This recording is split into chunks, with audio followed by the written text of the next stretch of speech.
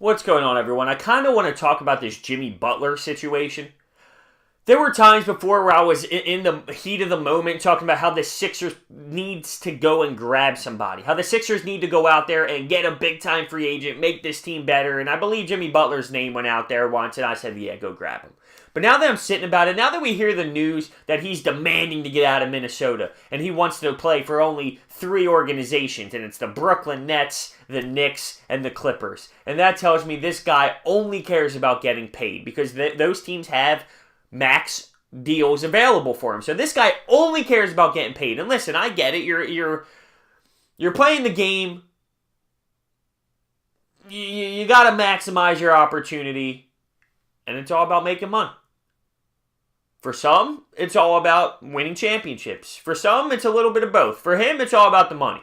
And there's a feud going on right now with Andrew Wiggins' brother. They're just happy that he's gone. They're happy that Andrew Wiggins is not with the organization anymore. It doesn't want to be. And this is just a weird situation. Like, Jimmy Butler's a good player. He brings a lot of defense. He's nearing 30, and I think he's not going to get any better. He is what he is, which is a nice player. He's a good defender. He's a nice piece.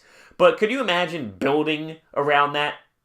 Imagine him being your go-to guy. That's not the answer. He's not your go-to guy to be a legit player in this league. Now, when I tie it all back to the Sixers, it wouldn't matter because he wouldn't be the go-to guy for the Sixers, but I don't know about his attitude anymore. I'm concerned with it. It seems off. It seems like something's going on with his attitude and how he carries himself with the locker room. He's had issues with the locker room before. And now the fact that he's only going somewhere because he wants to get paid max contract, which I just don't know if he's a max contract type of player. It's weird. It's weird. And now I'm kind of excited that the Sixers aren't pursuing and they didn't make a move before.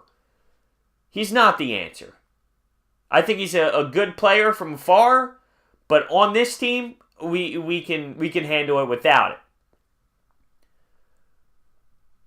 Tom Thibodeau. Bulls coach in the past with Jimmy Butler, now Minnesota and Jimmy Butler, and there's issues inside the locker room with Karl Anthony Towns, Andrew Wiggins, Jimmy Butler. It's a very odd situation. And for him to want to get out and go to these bad teams just to get paid, you don't really see it that often, I'll be honest with you. When I first heard there's 3 teams on the list, obviously we're all thinking Lakers, Warriors, right? Whatever, I'm probably not Warriors, but other teams that can contend. He says, nah, I'm all about that money. I'm all about that paper. And listen, some guys, that's just how it is. Some guys, that's what they care about. They play the game to provide for their families, and they want to make the most they can and capitalize on the biggest amount of money they possibly can. And credit to them, because they're making them way more money than I ever would. And it's a lot easier to sit here and say, oh, I'd rather take 70 mil and win than make 120 mil and lose every day. It's a lot easier to say that. But the issues with the locker room, the issues inside everywhere, it kind of just shocks me. It does.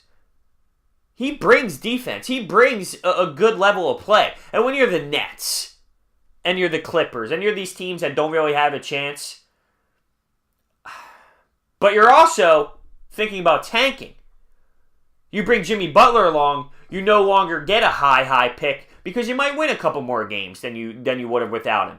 But at the same time, it'll be a little bit more competitive of a season if you're the Nets and say you bring in Jimmy Butler and your fans are a little bit happier maybe that you have at least some sort of basketball to watch. So if you are a team that means nothing in this league for this upcoming season, you have 2 ways to look at it. Would you rather just tank so you can finally get some pieces? The Nets stunk so much because they made that huge trade with the Celtics to get the Garnetts, the Pierce, and it just didn't work out, and they got screwed and set back so many years. But do they want to get someone like Jimmy Butler where they're not going to be playing around the first, second overall pick?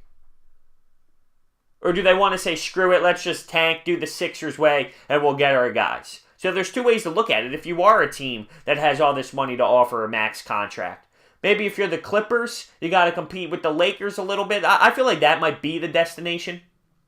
There's all those storylines about the Knicks. Maybe he goes to the Knicks and then Kyrie Irving goes there next year. I don't know, maybe. Maybe they do have a conversation. In reality, I don't really care where he goes. What it comes down to me is there's a lack of good teammate out of him. Or something. Something's going on. Because there's a feud going on with the Timberwolves. Tom Thibodeau, Karl-Anthony Towns, Andrew Wiggins, they're all on different pages. And it seems to be starting with Butler. It seems to be starting with him. And that can affect the entire locker room.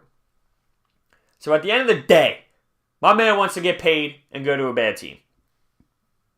I ripped superstars for taking low money and going to team up.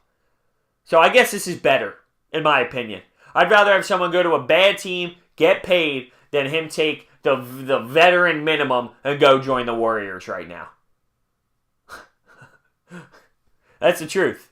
Let me know your thoughts. Thank you for watching. I'll see you next time.